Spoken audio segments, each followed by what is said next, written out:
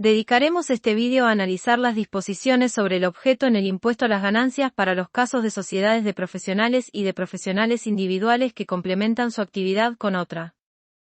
Para ello nos enfocaremos en la sentencia de la Corte en la causa, Paracha Jorge Daniel. Lo primero que debemos analizar son las disposiciones legales. En la ley encontramos dos artículos que se refieren al caso que queremos estudiar.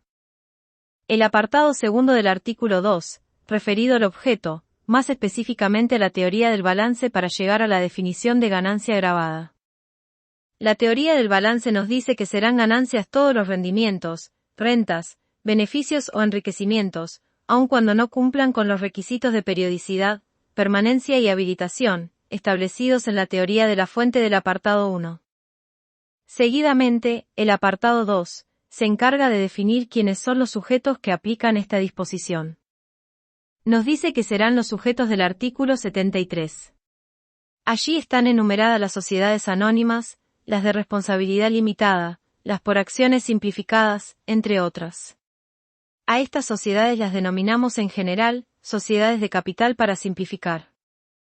Luego agrega también, dentro de la teoría del balance, a las empresas unipersonales y a las otras sociedades, entre ellas, estarían la sociedad colectiva, de capital e industria, e incluso las extintas sociedades civiles. A estas sociedades las denominamos sociedades de personas o transparentes. En este punto hay que detenernos. Nótese que para estas sociedades hace una excepción a la teoría del balance. Nos dice que si la explotación unipersonal o la sociedad de personas se dedica a algunas de las actividades profesionales u oficios de cuarta, las ganancias no deberán ser declaradas en la tercera aplicando teoría del balance, sino que deberán incluirse como ganancias de cuarta categoría. Ello siempre y cuando la actividad profesional no se complemente con una actividad comercial. Esto se ve reforzado en el tercer párrafo del artículo 53. La ley nos dice que cuando la actividad profesional se complementa con una comercial, las ganancias caen en tercera categoría. No resulta un tema menor el determinar si estamos en tercera o cuarta categoría, ya que los sujetos empresa de la tercera categoría aplican el principio de lo devengado para la imputación de ganancias y los de cuarta el de lo percibido.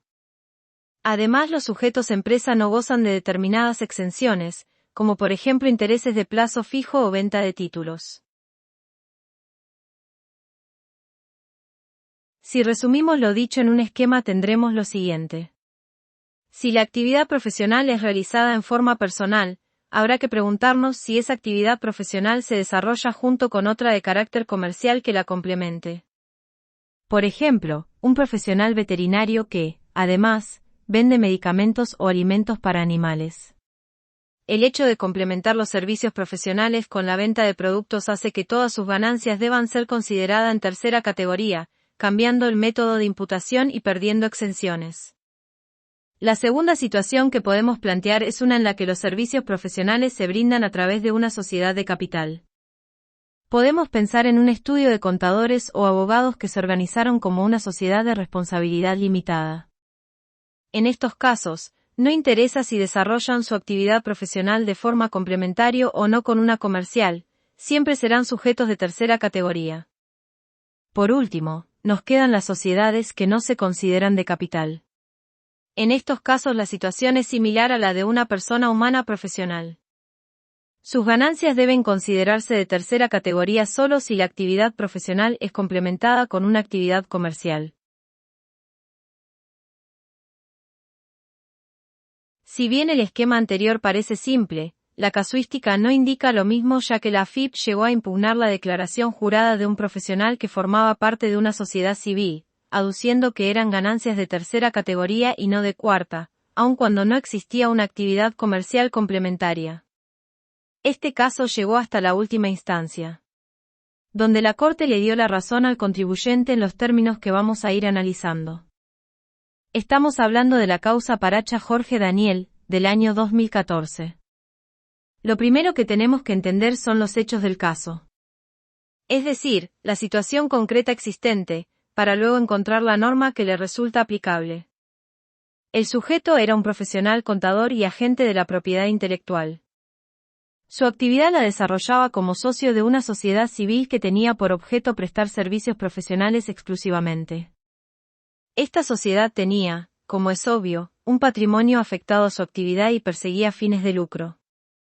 Además contaba con profesionales contratados y equipamiento acorde con el servicio, junto con una estructura jerárquica interna para gestionar sus recursos humanos y materiales. Dado que este tipo de sociedades no son sujetos de la obligación tributaria, distribuyen sus ganancias en cabeza de sus socios, y estos le imputan a la categoría correspondiente. En este caso, al ser servicios profesionales, Paracha las imputó a la cuarta categoría.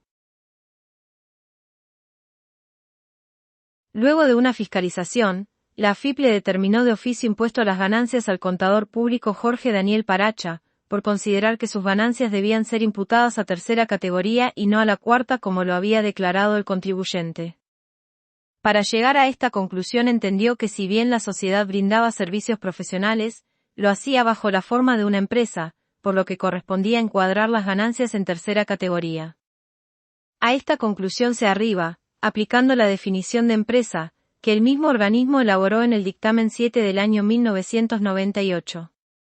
Allí define el término empresa, para el impuesto a las ganancias, como la organización industrial, comercial, financiera, de servicios, profesional, agropecuaria o de cualquier otra índole que, generada para el ejercicio habitual de una actividad económica basada en la producción, extracción o cambio de bienes o en la prestación de servicios, utiliza como elemento fundamental para el cumplimiento de dicho fin, la inversión de capital y el aporte de mano de obra, asumiendo en la obtención del beneficio, el riesgo propio de la actividad que desarrolla. Parece ser que la AFIP va más allá del texto legal. Nos dice que, antes de preguntarnos si hay un complemento con una actividad comercial, debemos preguntarnos si la actividad, profesional en este caso, está organizada como empresa. Si es así, nos encontramos ante un sujeto empresa de la tercera categoría. Se restringe así la aplicación del apartado segundo del artículo 2, ya que cualquier sociedad tendrá la forma de empresa según la definición provista por el dictamen. Vamos a ver entonces qué dijo la Corte al respecto. Lo primero que debemos observar del fallo son dos principios rectores que guiarán el desarrollo argumental del tribunal. El primero está dado por el principio de legalidad y, dentro de él, su primera fuente de interpretación, que es la propia letra de la ley. El segundo criterio o principio utilizado es el de la imposibilidad de presumir la imprevisión del legislador. Según él, no se puede dar una interpretación a las normas que genere contradicciones entre ellas mismas. Sobre esta base entonces, la Corte se hace una pregunta. Si el primer principio de interpretación es la propia letra de la ley, ¿cuál fue el término que utilizó el legislador? ¿Dijo que la actividad profesional se incluye en tercera categoría cuando adopta la forma de empresa? Tal parece que esos no han sido los términos utilizados. Lo que dijo expresamente el legislador es que cuando la actividad profesional se complementa con una explotación comercial, se imputa a tercera categoría.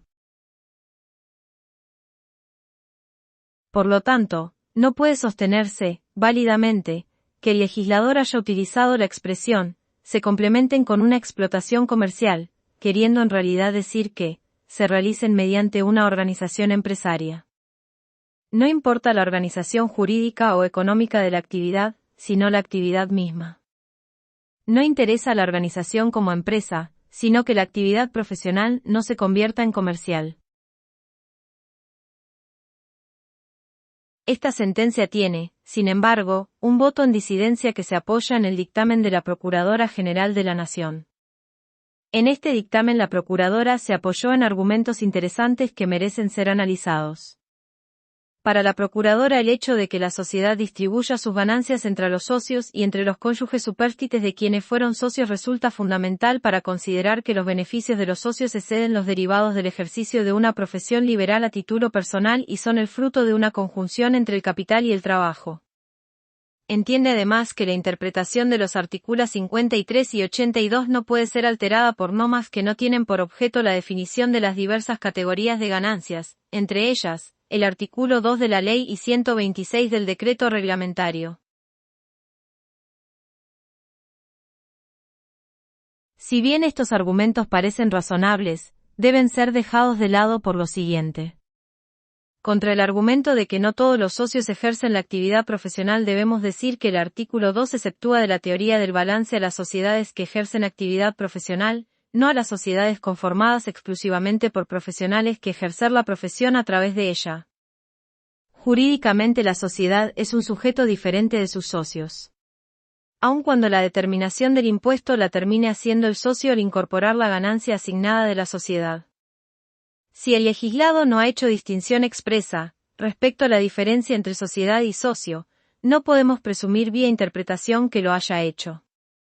Si exige que la sociedad ejerza una actividad profesional sin complemento comercial, tal requisito alcanza solo a la sociedad y no a sus socios. Y, con respecto a que el artículo 2 no puede modificar lo dispuesto en las categorías, la procuradora comete un error interpretativo. Yerra la procuradora por cuanto no son las categorías las que definen el objeto y éstas se complementan con el artículo 2, sino a la inversa. El objeto está definido en el artículo 2, determinando que las empresas y sociedades tributan bajo la teoría del balance, excluyendo allí a las empresas y sociedades profesionales que no complementen su actividad con una comercial. Por lo tanto, dado que no hay ampliación a esta definición del objeto en el art. 53, se imputan a la cuarta las ganancias de las sociedades profesionales que no complementen su actividad con una comercial.